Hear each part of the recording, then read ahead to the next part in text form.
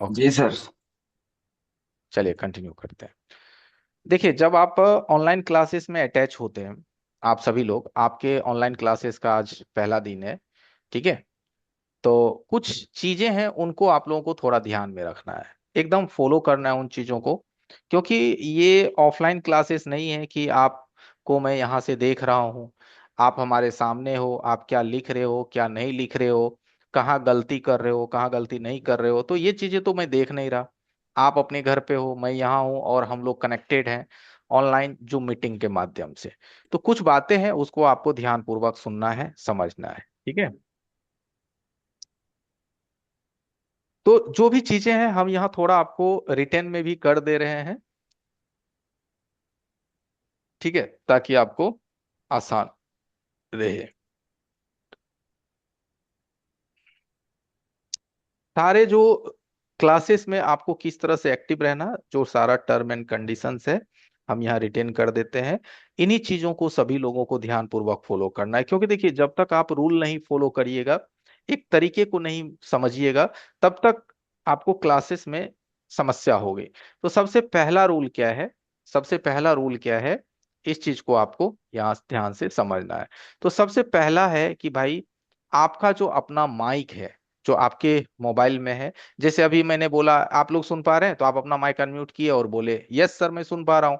तो ये वर्ड बोल करके आपको अपना माइक क्या कर लेना है, क्या कर लेना है, ऑफ कर लेना है, ठीक है। अपना माइक को क्या करना है, बंद कर लेना है।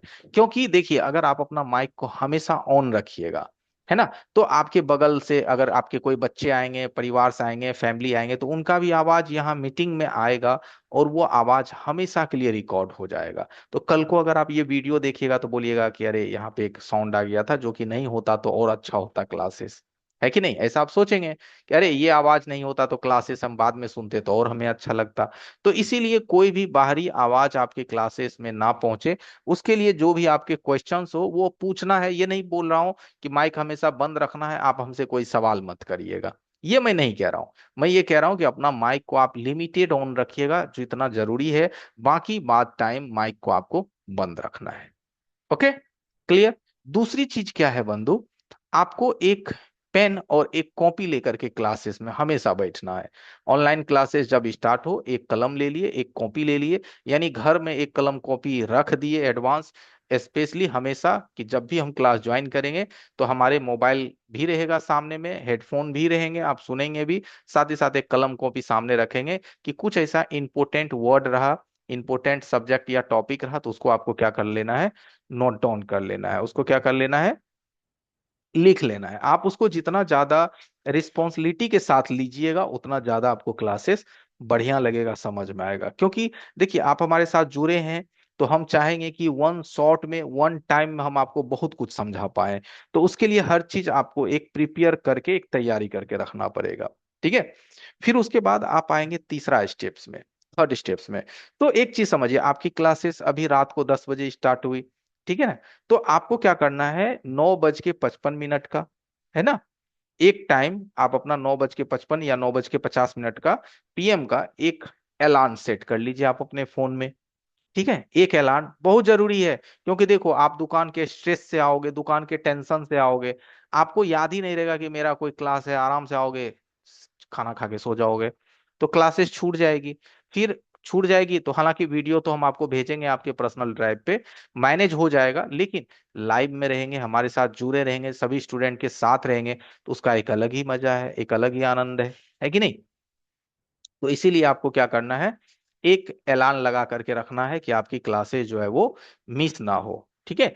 ये थर्ड स्टेप्स आपका हो गया। उसके बाद जो आपका फोर्थ स्टेप्स है, ठीक है।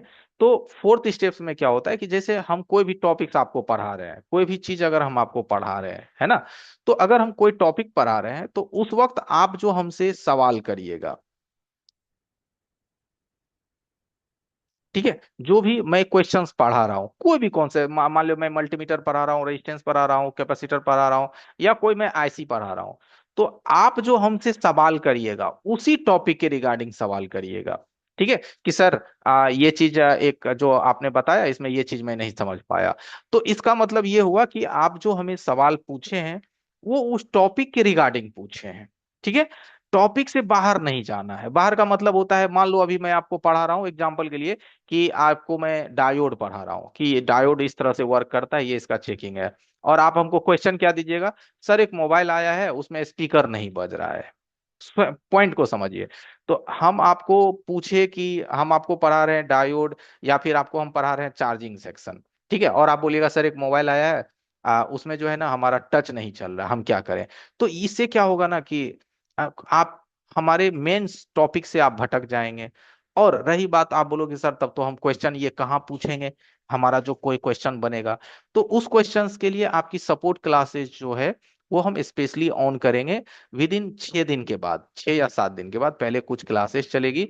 सब कुछ को जब आप समझ बूझ लीजिएगा तब आपका एक स्पेशल सपोर्ट भी चलेगा दोपहर में 12 से 2, जहां पे आप कोई भी एबीसीडी क्वेश्चंस पूछ सकते हैं, कोई भी सपोर्ट क्लासेस में। लेकिन जो आपकी रात की क्लासेस चलती है वो आपको सपोर्ट नहीं होता है, वो आपको सिखाने का एक क्लासेस होता है, छोटी चीज बड़ी चीज मीडियम एडवांस हर चीजों को। तो वहां पे क्वेश्चन जो आपको करना है वो अपने टॉपिक के रिगार्डिंग क्वेश्चन करना है। अगर आप टॉपिक के रिगार्डिंग क्वेश्चन पूछेंगे तो सभी लोगों को उसका उत्तर सुनने में अच्छा लगेगा।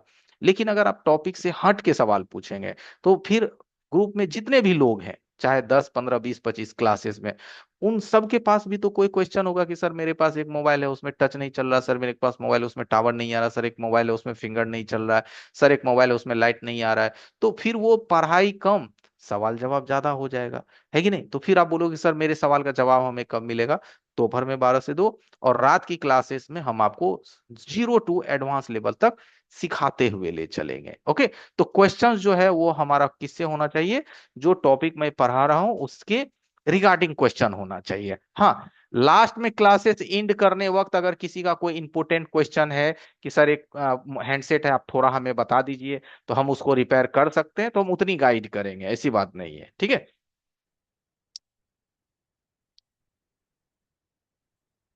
ओके, नेक्स्ट होता है हमारा।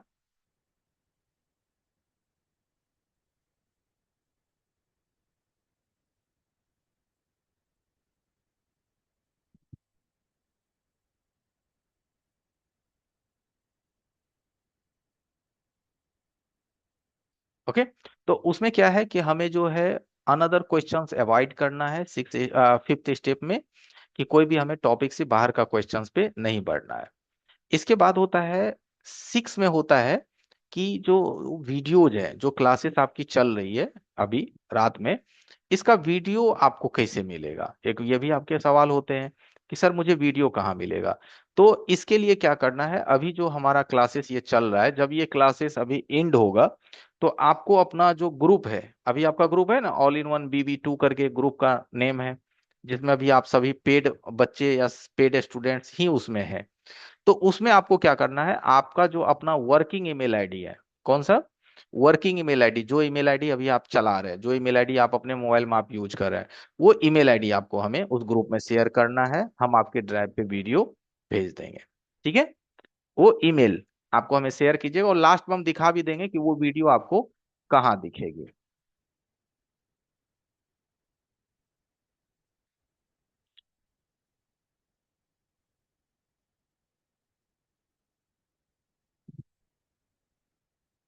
ठीक है, तो यहां तक तो आप समझ ही गए कि हमें जो है ईमेल आईडी हमें भेजना है ग्रुप में, उस पे हमें वीडियो मिल जाएगी। ठीक है, इसके बाद जो अपना अगला स्टेप होता है, जो हमारा व्हाट्सअप पेड ग्रुप है, ठीक है, जो हमारा व्हाट्सअप पेड ग्रुप है जिसमें आप सभी लोग कनेक्टेड हैं, इस ग्रुप का आपको वेस्ट यूज नहीं करना है। वेस्ट यूज का मतलब ये होता है कि जैसे ग्रुप बना हुआ है, कल को कोई आदमी ने क्या किया, उसमें कॉमेडी वीडियो सेंड कर दिया ग्रुप में, किसी ने क्या हुआ कोई एक पॉलिटिकल वीडियो उसमें सेंड कर दिया, किसी ने उसमें क्या किया कुछ कमेंट्स कर दिया उस वीडियो के ऊपर। तो ये सभी चीजों को अवॉइड करना है। याद रखिए, मैं ये सारी बातें क्यों समझाता हूं, कि भाई इन सभी चीजों को जब आप फ्लो करेंगे, ध्यान में रखेंगे, तो ही क्लासेस आपको अच्छे से समझ में आएगा। इसीलिए व्हाट्सएप ग्रुप का भी आपको कोई भी अननेसेसरी इस्तेमाल नहीं करना है, कोई भी पोस्ट उसमें नहीं भेजनी है। हाँ, उस ग्रुप में अगर आपको हेल्प चाहिए तो आप उस ग्रुप में हेल्प ले सकते हैं।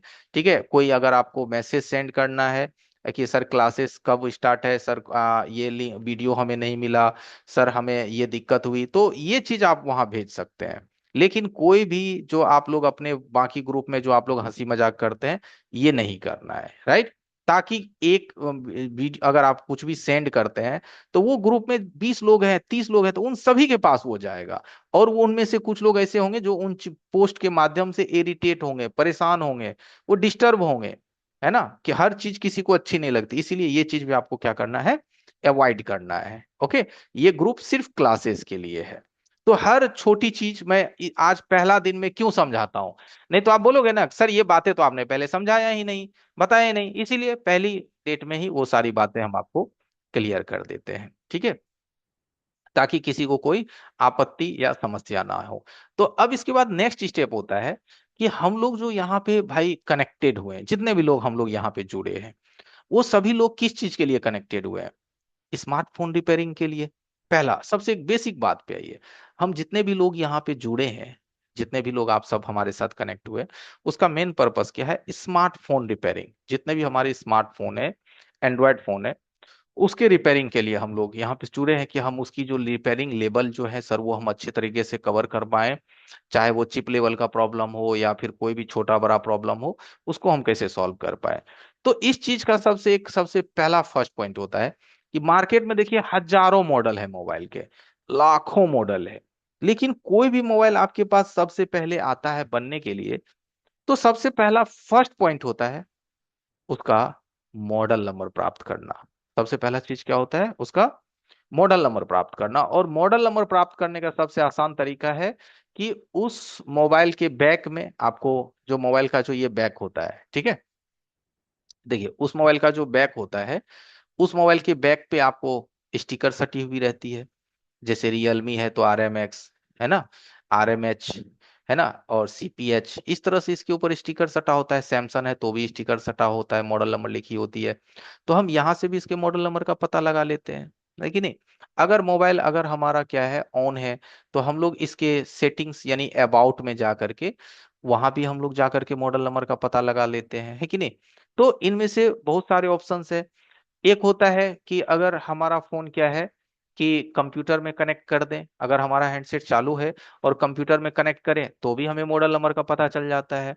ठीक है, अब इन सब में से तो बहुत सारे स्टेप्स है, लेकिन इन सब स्टेप्स में तो एक सबसे आसान स्टेप्स है, इसका बैक पैनल को स्कैन करना। करते हैं कि नहीं, का आप लोग बताइए, आप लोग इसके बैक पैनल को अपने पर्सनल मोबाइल से गूगल स्कैन करते हैं कि नहीं, जवाब दीजिए, करते होंगे आप लोग, है ना। माइक अनम्यूट करके भी बोल सकते हैं हाँ यस या करते नो, हैं। ऐसी कोई बात नहीं है, है ना। तो इसका जो बैक पैनल है उसको भी आप करते लोग हैं सर। स्कैन करके मॉडल नंबर का पता लगा लेते हैं, और ये सबसे आसान तरीका है आज के समय में, है कि नहीं।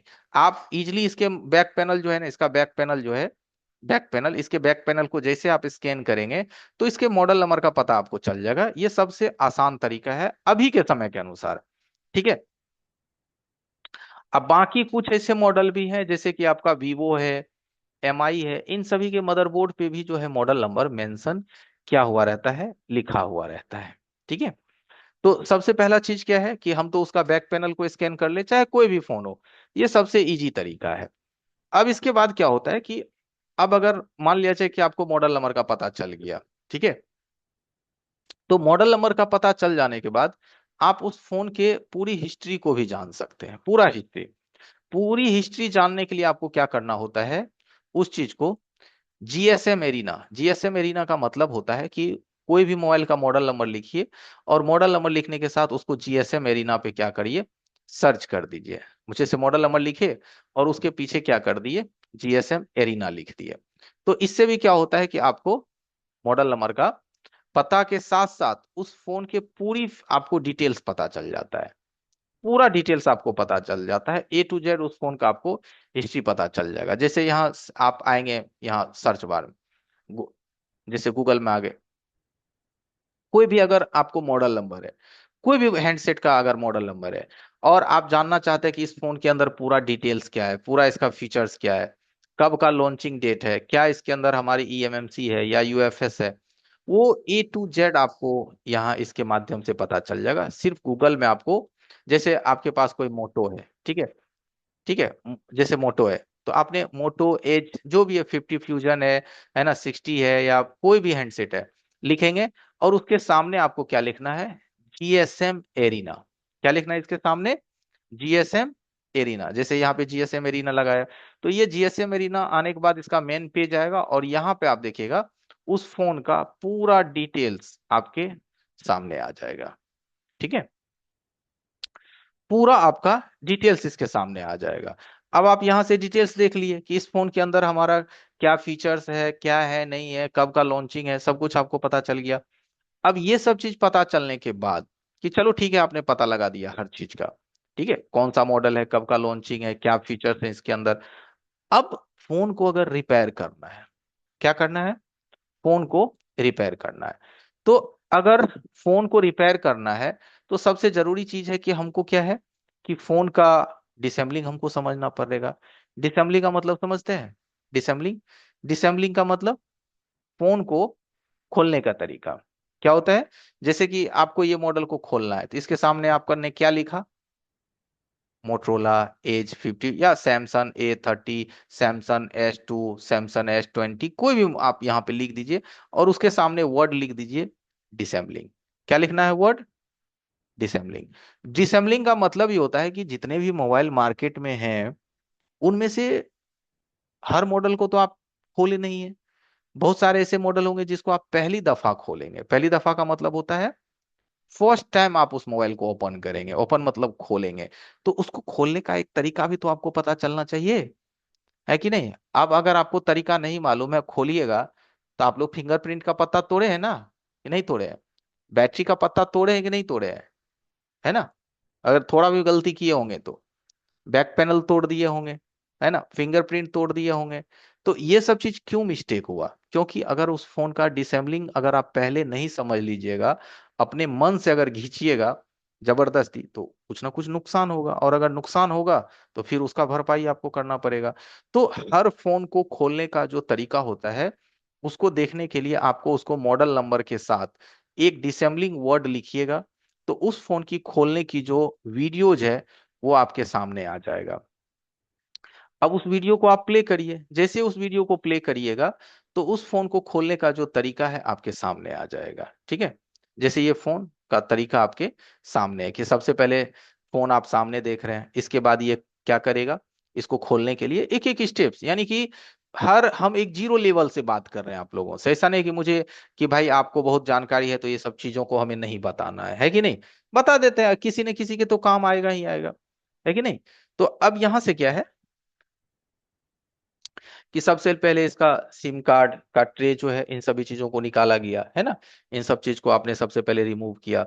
रिमूव करने के बाद, ठीक है, नेक्स्ट स्टेप क्या है, सब यहाँ आपको आता जाएगा।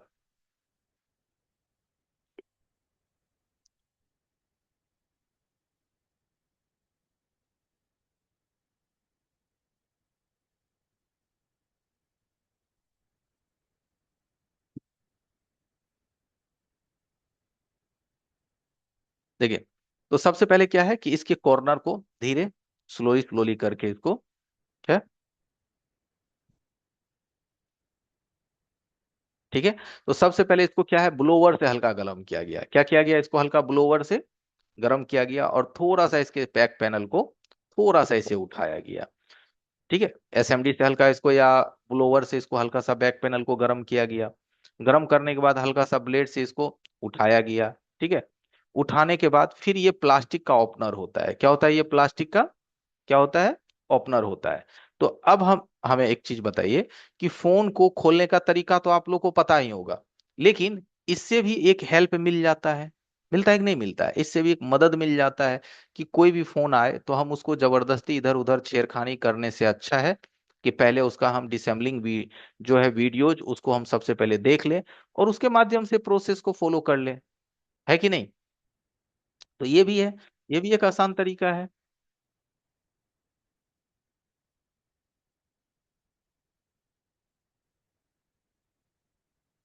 ओके, तो यहां से क्या है, सारा स्टेप्स आपको मिल जाता है। ये धीरे धीरे देखिए, पूरा इसका बैक पैनल यहाँ से रिमूव हो रहा है। ओके,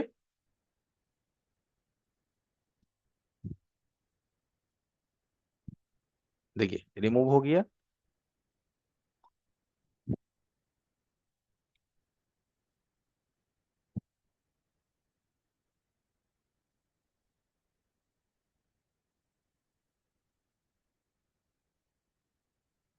ठीक है, तो ये पूरा वीडियो ये जो है डिसेंबलिंग की आपको देखने की जरूरत नहीं है, आप चाहो तो अपना बाद में प्ले करके देख सकते हो। ठीक है, ये बस एक जस्ट लाइक आइडिया था कि अगर आप किसी फोन को खोलते हैं या डिसेंबलिंग करते हैं तो उसके लिए क्या क्या हमारे पास स्टेप्स होना चाहिए। अब एक होता है कि रिपेयरिंग के लिए जो टूल्स होता है, एक मोबाइल फोन अगर रिपेयरिंग हमें करना है तो उसके लिए तो बहुत सारे टूल्स होते हैं, छोटे बड़े, है ना, हर चीज की हमें जरूरत पड़ती है, चाहे वो ट्विजर हो, कटर हो। ठीक है,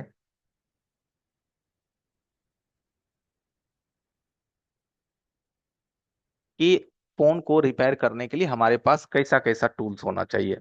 अब देखिए, इसका मतलब ये ना आप समझ लीजिएगा कि अभी जो हम टूल्स बता रहे हैं वो कल आपको खरीदना है ना। तो सबसे पहले हम यहाँ से क्या करते हैं, आ जाते हैं अपने स्क्रीन पे। ठीक है, यहाँ से हम पहले आ जाते हैं, हमारी जो है ना माइक्रोस्कोप की स्क्रीन है। अब यहाँ से हम स्टार्ट करते हैं, सबसे पहले छोटे छोटे चीजों से ही हम स्टार्ट करते हैं।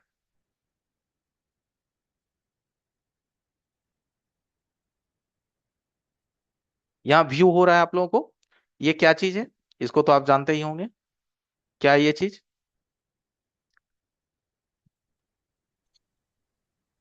ठीक है, मल्टीमीटर। मल्टीमीटर ये है। मल्टीमीटर है, तो ये सबसे आपका बेसिक मल्टीमीटर है। बेसिक मल्टीमीटर का मतलब सबसे साधारण मल्टीमीटर। और जो दूसरा मल्टीमीटर देख रहे हैं,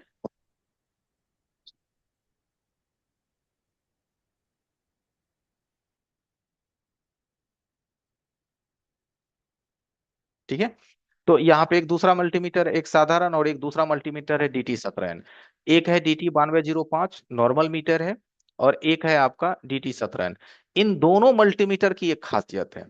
ठीक है, ये जो DT17 है, यहाँ जो मैं आपको दिखा रहा हूँ डिजिटल मल्टीमीटर DT17, ये मल्टीमीटर आपको 1200-1300 के आसपास आएगा, और ये जो है आपको 500-550 रुपए का आएगा। ठीक है, अब ये जो आप मीटर देख रहे हैं DT9205, क्या इसको आप 100% डिजिटल मल्टीमीटर बोल सकते हैं?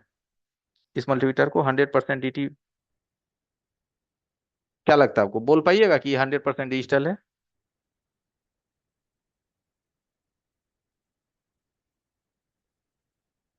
इसको आप 100% डिजिटल मल्टीमीटर नहीं कह सकते, क्योंकि इसकी स्क्रीन डिजिटल है। ठीक है, स्क्रीन डिजिटल है, और ये जो इसका ओम्स का रेंज है, ये देखिए यहां से वहां तक इसका ओम्स का रेंज है, उंगली से आपको दिखाया जा रहा है कि यहाँ से जो है ओम्स का रेंज जो है ये यहाँ से वहां तक था। तो यहाँ एक रजिस्टर को भी मापने के लिए ना हमें बार बार मल्टीमीटर को अलग अलग रेंज में शिफ्ट करना पड़ता है। क्या होता है, मल्टीमीटर को अलग अलग रेंज में शिफ्ट करना पड़ता है। अगर वो जो डीसी है, ऊपर वाला ग्रीन एरिया, तो उसमें भी बार बार अलग अलग मोड दिया गया है, यहाँ फेराड का अलग अलग मोड दिया गया है। ठीक है, तो हर चीज को मापने के लिए क्या है ना कि एक अलग अलग मोड दिया गया है। लेकिन ये जो DT17 मल्टीमीटर है, इसमें देखिएगा कि एक ही ऑप्शंस में जो है ना बहुत सारे चीजों को चेक किया जा सकता है, जैसे ओम्स, बजर, डायोड, कैपेसिटर, वो सब एक रेंज के अंदर ही आ जाएगा DT17 में। और इसमें भी आप देखिएगा तो इसमें लिखा हुआ मिलेगा डिजिटल मल्टीमीटर। यहाँ पे देखिएगा तो आपको लिखा हुआ है कि ये डिजिटल मल्टीमीटर है। काहे, तो ये वाकई डिजिटल मल्टीमीटर है। ठीक है, वाकई ये डिजिटल मल्टीमीटर है, लेकिन तो इसके बैक में जो आप दूसरा मल्टीमीटर देखिए वो डिजिटल नहीं है। तो ये दोनों मल्टीमीटर में एक खास डिफरेंट है, क्योंकि जो डिजिटल मल्टीमीटर होता है, इसके जो फंक्शंस होते हैं वो इजी टू यूज होता है। ठीक है, ठीक है, यहाँ पे देखिए डिजिटल है ना। और ये जो मल्टीमीटर है DT9205, ये डिजिटल मल्टीमीटर सिर्फ नाम का है। इसके स्क्रीन डिजिटल है, बट इसका जो फंक्शंस है वो एक तरह से मानिए मल्टीमीटर है। ठीक है, फंक्शंस जो है वो एकदम नॉर्मल फंक्शंस है, बेसिक फंक्शंस है। लेकिन डिजिटल में क्या होता है, एक डिजिटल फंक्शन होता है कि अगर आप इसको किसी भी रेंज में सेट करेंगे, चाहे वो ओम्स के रेंज में, तो वो पूरा रजिस्टर को एक बार में चेक कर देगा। तो DT17 जो आप देख रहे हैं, अभी सस्ता, सुविस्ता सस्ता में आपको अच्छा मल्टीमीटर है। ठीक है, तो DT17 भी ले सकते हैं और DT19 भी ले सकते हैं, आपको जो ठीक लगे, 17 या 19। ठीक है, कोई भी ले सकते हैं आप। आगे बढ़ते हैं, मल्टीमीटर का हम जो यूज है वो हम आगे जब कंपोनेंट्स में घुसेंगे तो आपको एक एक फंक्शन चेक करके भी दिखाएंगे। ठीक है, अब ये जो दूसरा मल्टीमीटर आप देख रहे हैं, ये कौन सा मल्टीमीटर है मालूम है? इस पे लिखा हुआ भी है। क्या लिखा हुआ है इसको? कौन सा मीटर बोलेंगे आप? इसको एलसीआर मल्टीमीटर कहते हैं। कौन सा मीटर कहते हैं इसको? एलसीआर। एलसीआर मीटर इसको क्यों बोला गया है? एल का मतलब होता है कैपेसिटर, सी का मतलब होता है कैपेसिटर, आर का मतलब होता है रजिस्टर। क्वाइल, कैपेसिटर, रजिस्टर, इन तीनों चीजों को मापने के लिए जो एक स्पेशल मल्टीमीटर आता है, उसी को एलसीआर कहते हैं। क्या कहते हैं? एलसीआर। और ये जो मल्टीमीटर देख रहे हैं ना, DT17N, इसमें क्वाइल को मापने के लिए हेनरी का ऑप्शंस नहीं है। ठीक है। और एलसीआर मल्टीमीटर जो होता है ना, इसका स्पेशली जरूरत पड़ जाता है क्वाइल को मापने के लिए। तो आप बोलिएगा सर क्वाइल को तो हम बजर मोड में ही माप लेते हैं ना जी। क्वाइल को बजर मोड में ही आप लोग चेक कर लेते हैं। लेकिन क्वाइल का जो बजर मोड में जो चेकिंग होता है, वो परफेक्ट चेकिंग नहीं होता है। वो प्योर चेकिंग नहीं है, परफेक्ट चेकिंग वो नहीं है। ठीक है। क्वाइल का प्योर और परफेक्ट चेकिंग आपको एलसीआर से ही होता है। ठीक है। तो कुल मिलाकर के टोटल कितना हो गया? 3 मल्टीमीटर। कुल मिलाकर के टोटल कितने हो गए? 3 मल्टीमीटर हो गए। अब आप बोलेगा कि सर हमको तीनों मल्टीमीटर रखना पड़ेगा क्या मोबाइल रिपेयरिंग करने के लिए? इतने सारे तो मीटर में ही खर्चा चला जाएगा। तो जी ऐसा बात नहीं है। ठीक है। आप एलसीआर मल्टीमीटर रख सकते हैं और एक DT17N भी रख सकते हैं। ठीक है। एलसीआर मल्टीमीटर अगर आप रखिएगा तो जैसे कि जो लाइट सेक्शन वगैरह में आप लोग काम करते हैं ना, लाइट रिपेयर करते हैं या कॉइल चेंज करते हैं, तो उन सब को जो आप चेंज करते हैं, तो आप सीधे एक बोर्ड से निकाल करके दूसरे बोर्ड में लगा देते हैं, लेकिन आप उसे कन्फर्मली टेस्ट नहीं करते। किसको? कॉइल को। क्योंकि कन्फर्मली टेस्ट करने के लिए जो प्रॉपर टूल्स है वो तो आपके पास है ही नहीं, है कि नहीं? तो सिर्फ आप चेंज कर देते हैं। लेकिन अगर वो जिस बोर्ड से आप उस कॉइल को निकालते हैं, मेरी बातों को ध्यान से सुनिएगा, लाइट कॉइल को जिस भी बोर्ड से आप निकाल के चेंज करते हैं या लगाते हैं, तो क्या वो वाकई ही सही है या सही नहीं है, ये बात आपको कैसे पता चलता है ना? ये बात कैसे आप कंफर्म करोगे? ठीक है। तो ये चीज आप कंफर्मेशन एलसीआर मीटर से ले सकते हैं। ठीक है। और इससे हम आपको कॉइल वगैरह चेक करके भी दिखाएंगे। अभी तो एक आपको हम एक टूल्स इंट्रोडक्शंस दे रहे हैं कि कौन कौन सा ऐसा टूल्स है जो मैं यूज करता हूं और वो कितना हमारे लिए बेनिफिट होता है। और ये बात ना सोचिएगा कि सर ये जितना भी टूल्स हम देख रहे हैं कि वो हमें कल ही खरीदना है। जी नहीं, ऐसा बात नहीं। आप खरीदिएगा, जब सीख जाइएगा तब खरीदिएगा। बस एक ये एक इंफॉर्मेशन है कि कौन कौन सा चीज हमारे रिपेयरिंग के लिए वो कितना इंपॉर्टेंट होता है, कितना जरूरत होता है। तो ये जो मल्टीमीटर है ये भी हमारे रिपेयरिंग का एक अच्छा हिस्सा है। ठीक है। ये भी हमारे रिपेयरिंग का एक बढ़िया हिस्सा। अब इसके बाद करते हैं हम लोग ट्विजर की बात। ठीक है। एक जो ये ट्विजर है और एक हमारा सीधा ट्विजर, एक हमारा बेंड ट्विजर है। ठीक है। ये जो ट्विजर आप देख रहे हैं जो मेरे हाथ में ये बहुत ही ग्रिप फील होता है इसके अंदर। जैसे अभी देखिए गर्मी का मौसम है ना? और इसमें क्या होता है, हाथ पसीना पसीना होता है या हाथ में फ्लक्स लग जाता है तो हाथ फिसलता है। तो इसमें ग्रिप होने की वजह से क्या होता है ना कि ये फिसलने नहीं देगा। ठीक है। और अगर एक ट्विजर आपके हाथ से फिसल रहा है, तो एक गलती की वजह से अगर आपका एसएमडी मदरबोर्ड में चल रहा है तो 10-20 कंपोनेंट्स को हिला देगा। हिलाएगा कि नहीं हिलाएगा? अगर ट्विजर हाथ से जरा सा भी अगर फिसल गया तो। इसीलिए ट्विजर आपके हाथ से फिसले नहीं और फिसलने की वजह से कोई नुकसान ना हो, तो उसके लिए ये ग्रिप वाला ट्विजर आपको यूज करना है। और ये जो मैकेनिक का है, ठीक है, इसका कोड होता है मैकेनिक TC11। ठीक है। अब इससे जैसे किसी भी चीज को अगर आप पकड़िएगा, जैसे देखिए हम पकड़ के दिखा रहे हैं, तो बहुत ही स्मूथली ये पकड़ में आएगा। ठीक है। एकदम स्मूथली ये पकड़ में आएगा। ये ट्विजर एकदम मस्त काम करता है। और बीच में देखिएगा एक इसमें स्टॉपर भी होता है, यहाँ पे देखिए। ठीक है। इसके बीच में देखिएगा यहाँ पे एक स्टॉपर होता है। तो स्टॉपर से क्या होता है कि आप इसको अगर थोड़ा ज्यादा भी दबाइएगा ना, तो ये किसी भी चीज को चपकाएगा नहीं, किसी भी चीज को ये क्या करेगा, खराब नहीं करेगा। और इसका मॉडल नंबर होता है मैकेनिक TC11। याद रखिएगा, इसलिए मैंने बोला था कि कॉपी कलम आप लोग लेके बैठेंगे, जिसमें आप क्या करेंगे, आप इसको लिख लेंगे। जैसे आप गूगल पे भी जाइएगा ना, तो यहाँ अगर आप लिखिएगा मैकेनिक TC11 तो ये सामने आ जाएगा। देखिए मैकेनिक TC11 सर्च किया, देखिए आ गया। वही चीज है ना? देखिए TK11 या TC11 एक ही बात है। ये आपका जो ट्विजर है, ठीक है, एकदम बढ़िया काम करता है ये। एकदम आप प्राइस पूछोगे, 250 से 300-350 रुपए का ये आपको पड़ेगा। ठीक है। बहुत ही बढ़िया काम करता है। क्योंकि देखिए आज आप धीरे धीरे आईसी लेवल का काम करना चाह रहे हैं। तो आईसी लेवल का काम करने के लिए तो आईसी को पकड़ने के लिए, कैरी करने के लिए उस हिसाब से आपके पास टूल्स भी होने चाहिए। अब कोई भी ट्विजर से पकड़िएगा, आईसी ग्रिप नहीं होगा, स्लिप करेगा, आईसी बार बार स्लिप करेगा तो आसपास के कंपोनेंट्स हिलेंगे। तो फिर आप बोलोगे कि सर हमसे तो काम ही नहीं होता है कि नहीं। तो आप यही ट्विजर ध्यान रखिए, हम सर्च करके इसलिए दिखा दिए कि आप इस तरह के ट्विजर यूज कीजिएगा, काम आपका बेटर होगा। उसके बाद होता है एक बैंड ट्विजर। क्या होता है? Band tweezer. ठीक है, बैंड ट्विजर। तो बैंड ट्विजर भी आपको जो है ना वो अलग अलग टाइप्स के होते हैं बैंड ट्विजर। अब ये जो बैंड ट्विजर देखते हैं, ये यू आकार का होता है। यहाँ देखिए ये बैंड ट्विजर किस आकार का है, ध्यान से देखिए, इसको कौन सा आकार कहते हैं? You safe. ये हमारा यू डिजाइन का बैंड ट्विजर होता है। लेकिन हमें जरूरत किसकी है? L safe. उसको हम लोग एल सेफ कहते हैं, एल डिजाइन। तो एल डिजाइन का हो तो वो ज्यादा बेस्ट है। ठीक है, वो अभी मैं आपको दिखा रहा हूँ सर्च करके। ये देखिए, ये यू डिजाइन है, ये यू है। तो ये हमारे लिए उतना बेस्ट नहीं है, ये उतना परफेक्ट नहीं है अपने लोगों के लिए। ठीक है, क्योंकि अगर ये है ना तो इसमें आपको, हम लोग बैंड ट्विजर का ज्यादातर इस्तेमाल करते हैं स्टेंसिल को होल्ड करने के लिए। जब रिवॉल्विंग हम लोग करते हैं ना, तो स्टेंसिल को होल्ड करने के लिए हम लोग ज्यादातर ट्विजर का इस्तेमाल करते हैं। तो हमें ये लेना है। देखिए, ये देखिए, ये एल में है ना, एल डिजाइन ये परफेक्ट होता है, स्टेंसिल भी इससे आपका बहुत बढ़िया होल्ड होगा। ठीक है, तो यहां से हम दिखा इसलिए दे रहे हैं कि ताकि आपको देख लेने के बाद होता है ना कि एक ज्यादा क्लियर माइंड सेटअप होता है कि हमें क्या लेना है, क्या नहीं लेना है। ठीक है।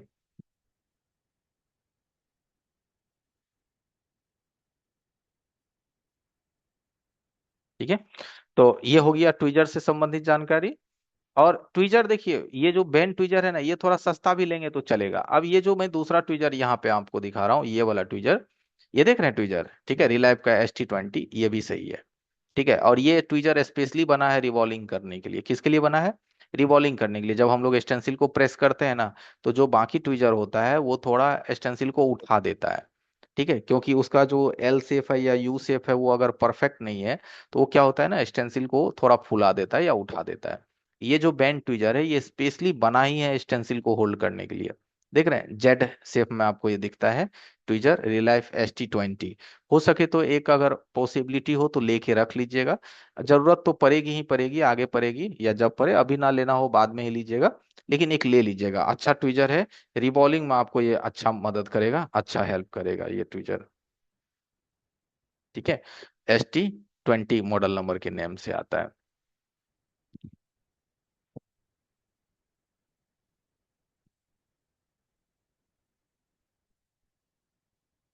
अब देखिए, ये क्या है कहते हैं इसको, मिनी निपर। ये क्या है? कटर। क्या है ये? कटर। इसका इस्तेमाल क्या होता है कि जब हम लोग नॉर्मल कोई भी छोटा मोटा सील को काटते हैं, हल्के छोटे छोटे सील को काटते हैं, तो उसके लिए मिनी निपर आपको यूज होता है। इसके लिए भी अगर आप गूगल पे लिखिएगा ना मिनी निपर, तो आराम से ये आपको दिखा देगा। और मिनी निपर में भी आप लीजिएगा ना जिसका रेड हैंडल हो। रेड हैंडल वाला जो होता है ना वो ज्यादा मजबूत होता है। देखिए, ये एकदम ये साइज में भी छोटा होता है, और स्मॉल रहेगा, मीडियम रहेगा, और ये आराम से कहीं भी एडजस्ट हो जाएगा। हल्का फुल्का सील काटने के लिए, हालांकि सील काटा नहीं जाता है, काटिएगा थोड़ा सा भी मिस होगा तो प्रिंट कबाड़ देता है। तो सील को उखाड़ने का हम एक डिफरेंट डिफरेंट तरीका भी आपको दिखाएंगे। लेकिन उससे पहले ये छोटा छोटा टूल्स को समझ लीजिए कि इनमें से कौन कौन सा टूल्स जो है वो आपके लिए बेस्ट होगा। ठीक है, तो ये सब जो ट्विजर कटर देख रहे हैं ना, मिनी निपर कहते हैं या कटर भी कहते हैं, ये सब चीज ठीक है, आपको सस्ता भी है, 50-60 रुपए में आपको मिल जाएगा। और अच्छा इसका ग्रिप होता है, एक बार में सिल को कट कर देगा। ठीक है, तो ये भी आपके रिपेयरिंग टूल का एक हिस्सा है जो आप देख रहे हैं।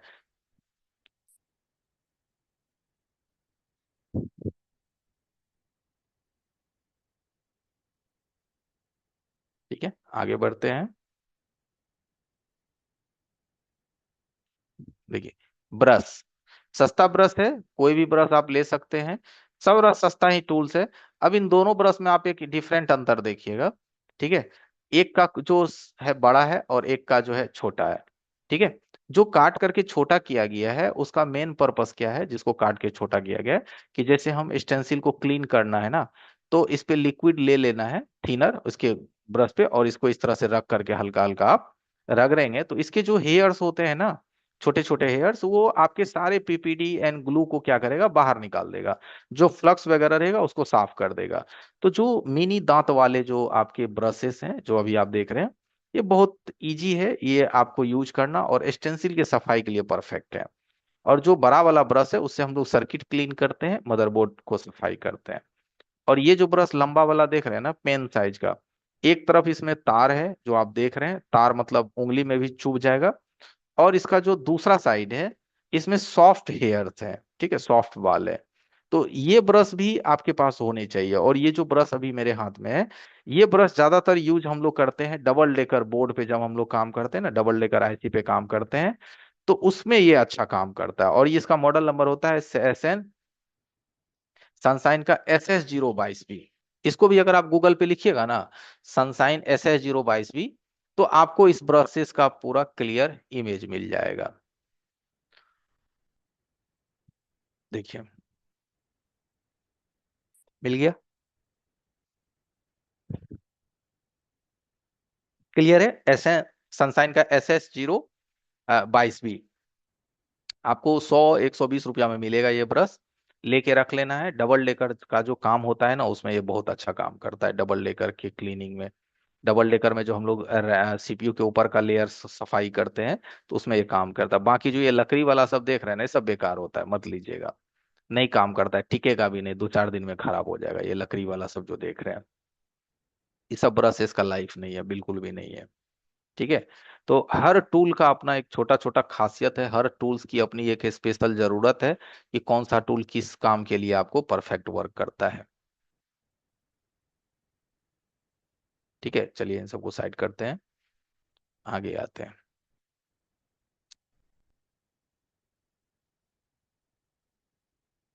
देखिए यहाँ पे अब कुछ हमारे पास ब्लेड्स हैं, पेन है, पेन, और इसमें कई सारे डिफरेंट डिफरेंट ब्लेड लगा हुआ है।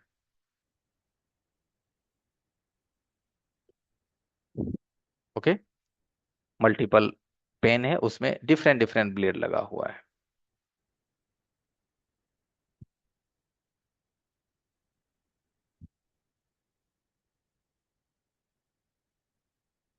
ठीक है।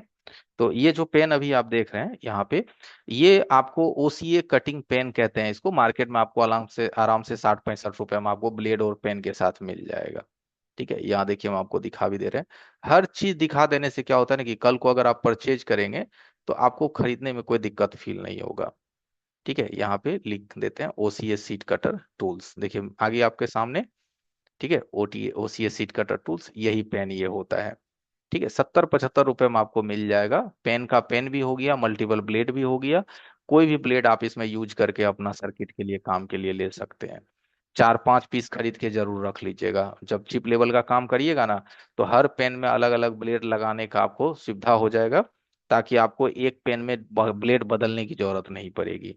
4-5 पेन ऑलरेडी होगा, 4-5 डिफरेंट डिफरेंट उसमें ब्लेड लगा लीजिएगा, जिसका जो जरूरत पड़ेगा उसको लगा करके काम करिएगा। ठीक है, ये पेन 70-75 रुपए में आपको मिल जाएंगे, बहुत ही जरूरतमंद है। ठीक है, इस तरह के पैकेट में भी आपको मिलेगा, बाकी जैसा मिले जगह के अनुसार अलग अलग पैकेट्स में होता है। ठीक है,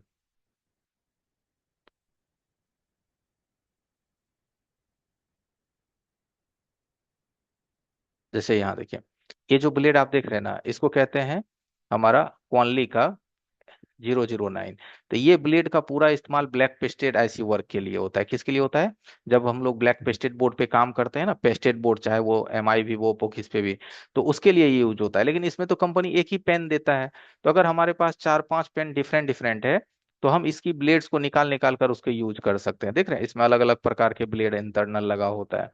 ग्लू कटर ब्लेड अलग होता है, PPD लगाने का ब्लेड अलग होता है। ठीक है। तो ये PPD लगाने वाला है, जो सबसे बीच सेंटर में आप देख रहे हैं, बीच सेंटर में जो दे रहे हैं चौला वाला, इससे PPD अप्लाई होता है। यानी जो PPD रिवॉल्विंग के लिए हम लोग यूज करते हैं ना, वो उसी ब्लेड से यूज होता है। तो इसमें काफी सारे ब्लेड हैं। अब अगर इतना सारा ब्लेड में अगर एक ही पेन है, तो आपको तो यूज करने में दिक्कत होगा। तो उसके लिए क्या करना है हमें? ठीक है, उसके लिए हमें क्या करना है कि एक डिफरेंट डिफरेंट भी 4-5 पेन रखेंगे जिसमें हम इनमें से ब्लेड निकाल निकाल के उसमें डाल करके यूज कर लेंगे। ठीक है, तो इसको स्क्रैपर ब्लेड सेट कहते हैं। ये जो सेटअप देख रहे हैं ना आप 009, ये 400-450 रुपये में आपको मार्केट में मिल जाएगा। और ये कल को आपके पास शायद होगा भी, नहीं भी है तो कल को आपको खरीदना पड़ेगा जब आप पेस्टेड आईसी का काम करेंगे।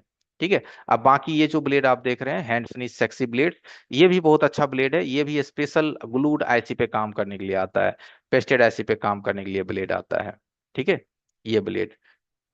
और इसमें सिर्फ 4 ब्लेड ही आपको मिलता है। ठीक है, यहाँ हर ब्लेड का नाम लिखा हुआ है। एस, एस का मतलब होता है सीपीयू वर्क के लिए। ठीक है, ई का मतलब होता है ये हमारे मदरबोर्ड की ग्लू को रिमूव करने के लिए। ठीक है, सेकंड ब्लेड ग्लू रिमूव करने के लिए। ठीक है, जो थर्ड ब्लेड आता है ये साइड ग्लू कट करने के लिए आता है, ये साइड ग्लू कटिंग करने के लिए है। ठीक है, और ये जो सबसे लास्ट ब्लेड देख रहे हैं, सबसे लास्ट हॉकी स्टिक के तरफ, ये जो होता है इसको वाई कहते हैं। इसका इस्तेमाल होता है मदरबोर्ड या आईसी के ऊपर सेंटर ग्लू को कट करना, जो बीच में ग्लू होता है ना, उसको कटिंग करने के ये काम आता है। तो आप बोलोगे सर ये तो हम यूज कैसे करेंगे? यूज करना हम सब दिखाएंगे आपको। अभी बस क्या है कि आज और मे भी कल, इन 2 दिन में हम पूरा टूल्स की आपको इन्फॉर्मेशन दे देंगे कि कौन सा टूल्स हमारे लिए बेस्ट होगा, कौन सा टूल्स काम किस काम के लिए यूज होता है, ताकि कल को आप ये ना पूछे कि सर आप कौन सा ब्लेड चलाते हो, सर आप कौन सा ब्लेड यूज कर रहे हो, सर आपका थिनर कौन सा है, सर आपका ब्रश कौन सा है। हर चीज हम दिखा देते हैं शुरू के दिन में ही, ताकि किसी को अगर टूल्स अरेंजमेंट भी करना हो धीरे धीरे तो वो कर सके, हमें उनसे पूछने की ज्यादा जरूरत ना पड़े। ठीक है, तो ये भी आपके रिपेयरिंग का एक अच्छा टूल है, एक अच्छा आपके रिपेयरिंग का एक हिस्सा है। आज ना कल ये भी आपको लेना पड़ेगा। ठीक है, बट पता रहेगा तभी तो लेंगे, इसीलिए हम शुरुआती दिन में ही बता दे रहे हैं। तो ये भी ब्लेड है और एक 2UL सेक्सी ब्लेड भी है, तो दोनों रख लीजिएगा। दोनों ब्लेड आपके लिए जरूरत पड़ेगा। ठीक है, दोनों, क्योंकि इसमें क्या है, पीपीडी लगाने का भी ब्लेड दिया है सेंटर में, लेकिन 4-in-1 जो है 2UL का उसमें नहीं दिया है। ठीक है, इसीलिए ये ब्लेड और वो ब्लेड भी आपके पास होने चाहिए।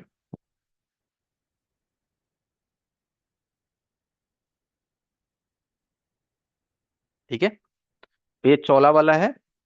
देखिए, ये मिडिल ग्लू को साफ करता है, बोर्ड के बीच का। ये साइड ग्लू को साफ करता है। ठीक है, साइड ग्लू सफाई के लिए इसका यूज होता है। ठीक है, ये पीपीडी अप्लाई के लिए यूज होता है, इससे पीपीडी अप्लाई होता है। ये सील वगैरह उठाने में काम आता है, कटर कटिंग करने में काम आता है। तो हर एक पेन जो है, हर एक ब्लेड का एक अलग अलग इस्तेमाल है। और उनमें से आप ये ब्लेड आप लोग चलाते भी होंगे, यूज भी करते होंगे। ठीक है, लेकिन हम सब का यूज करके आपको इस्तेमाल करके दिखाएंगे, हर एक ब्लेड का यूज और इस्तेमाल भी दिखाएंगे।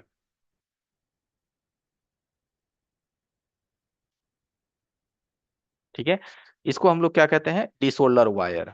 क्या कहते हैं इस चीज को? Desolder wire. ये देखिए, ये गुडविक कंपनी का है। किस कंपनी का है ये? गुडविक। ठीक है, 2.0 इसका विड्थ यानी चौड़ाई है। ठीक है, और ये मैकेनिक कंपनी का भी आता है। ये कौन है हमारा मैकेनिक? ये आपको 150 या 180 रुपए का आएगा, ये थोड़ा महंगा आएगा। लेकिन गुडविक कंपनी का आपको सस्ता आएगा, गुडविक का।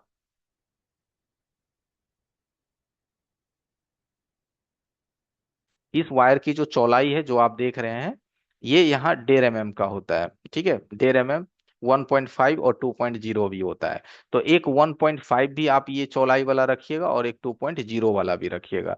इससे क्या होगा, जो जो 1.5 चौड़ाई वाला होता है वो छोटे छोटे स्थान पे सही से एडजस्ट हो जाते हैं, और जो 2.0 होता है वो थोड़ा चौड़ा होता है। तो ये जो गुडविक है ये आप रखिएगा। और ये आप हो सके तो गुडविक कंपनी का ही रखिए, सस्ता भी पड़ेगा और बढ़िया काम भी करता है। ठीक है, इसको हम लोग डिसोल्डर वायर कहते हैं, डिसोल्डर वायर।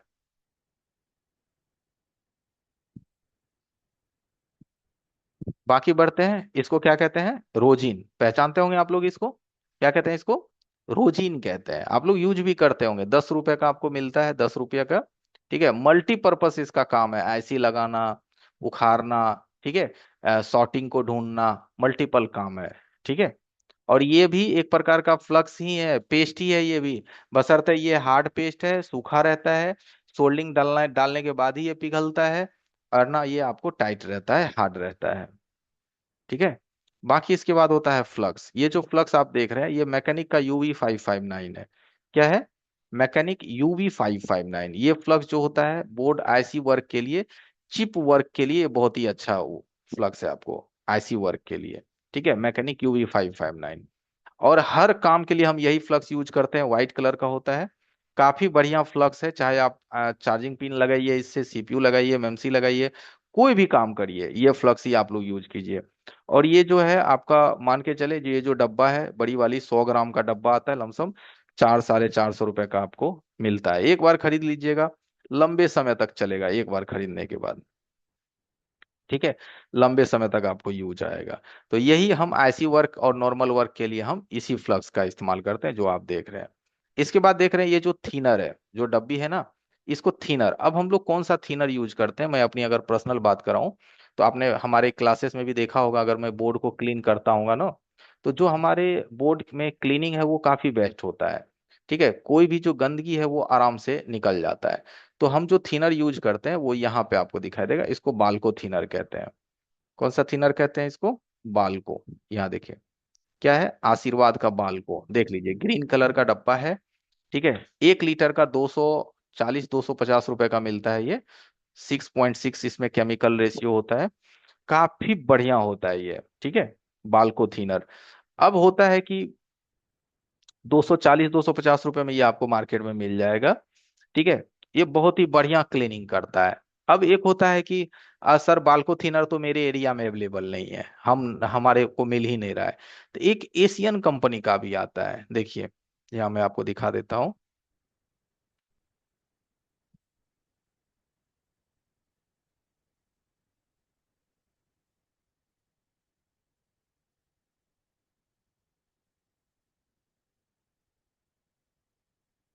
देखिए ये आता है वुडटेक A1 थिनर, ये भी बहुत अच्छा बोर्ड क्लीनिंग करता है। और ये देखिए एशियन पेंट कंपनी का है, कहीं भी मिल जाएगा आपको, कहीं कोई दिक्कत नहीं है, कहीं पे भी अवेलेबल हो जाएगा। इसके लिए कोई जरूरी नहीं कि मोबाइल दुकान में ही मिलेगा, हार्डवेयर दुकान, पेंट के दुकान, इन सब जगह ये आपको क्या है, अवेलेबल हो जाएगा। ठीक है, एशियन पेंट का। ठीक है, आपको 240-250 रुपया में 1 लीटर मिल जाएगा। और ये बहुत ही बढ़िया क्लीनिंग करता है, बस इसका मोबाइल फोन के बॉडी पे यूज नहीं करना है, कैमरे लेंस पे यूज नहीं करना है, सिर्फ मदरबोर्ड का क्लीनिंग सफाई करने के लिए इसका इस्तेमाल करना है। ठीक है, तो यही थिनर हम यूज करते हैं। कुछ लोग हमें डेमो में पूछे भी थे 5 डे फ्री क्लासेस में, सर आप कौन सा क्लीनर यूज करते हैं। ठीक है, तो हर चीज हम देखिए शेयर कर देते हैं, लेकिन कुछ चीजें रख देते हैं पेड स्टूडेंट के लिए भी, कि चलो वो भी जब पैसे दे करके आए हैं उनको भी पता चले कि क्या मैं यूज करता हूँ, हर बात इसलिए।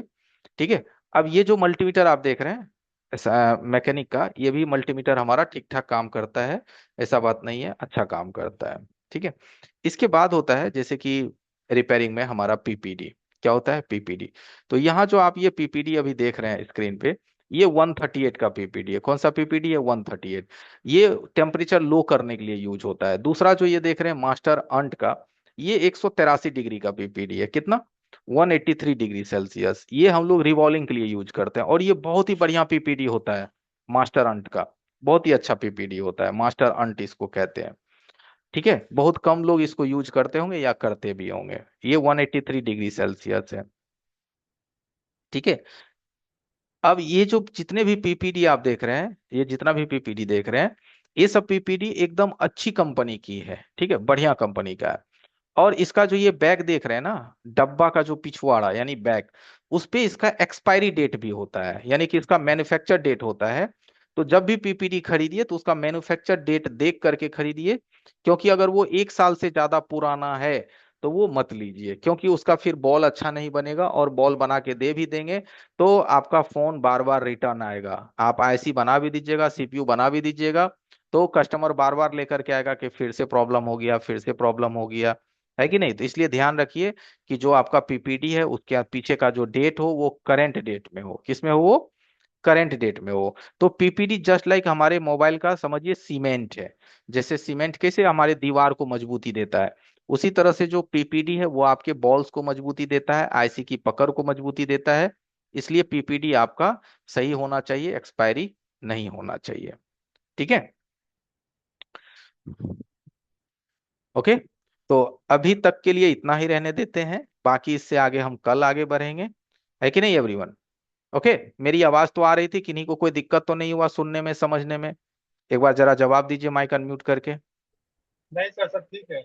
सब अच्छे ठीक से है? आवाज आ नहीं। रही है। हाँ सर, ठीक है। ठीक है, आ जाएगी। ओके।